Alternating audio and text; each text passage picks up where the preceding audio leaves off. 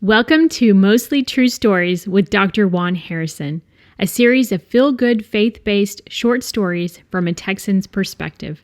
Now here's Dr. Juan Harrison with today's story. Please enjoy.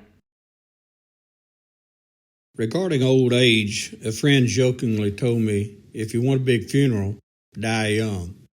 The crowd gets thinner when you're outliving your peers. Sometimes I feel 30. But it quickly goes away once I bend down to retrieve something from the floor. You've heard the phrase, help, I've fallen, I can't get up. I don't fall, I just kind of like sitting on the floor or on the grass. That way I can sort laundry or pull weeds sitting down.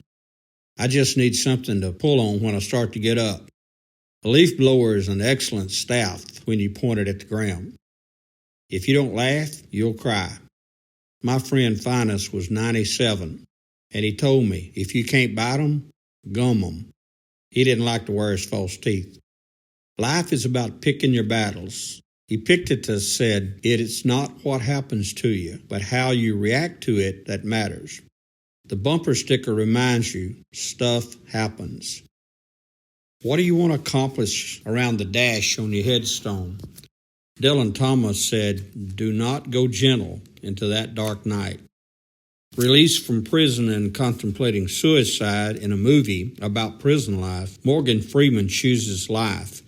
He said it was time to get busy living or get busy dying.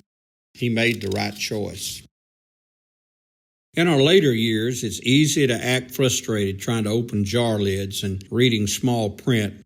One song I heard growing up went, I used to jump just like a deer, and now I need a new landing gear. The challenge is to accept what you can't do and celebrate what you can.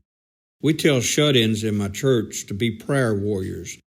They also keep phone lines hot, checking on each other and letting me know who needs assistance.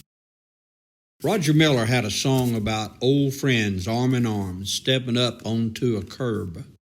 The older we become, we may struggle to get up from being seated. If you and your friend are equally challenged, the trick is who is helping whom. Whatever makes it up first is the winner and number one assistant. Somewhere in there should be a good laugh. Hanging out with friends, you have to pool your efforts. The one who hears best has to translate and relay messages. The one who can see has to stay observant and help avoid falls and the dreaded broken hip. A friend of mine was almost 90 and still driving a car. He was probably legal. Rather than give in to his disability, he continued to drive while his wife served as his eyes as she told him where to turn. They eventually hired a driver for weekly trips to the grocery store.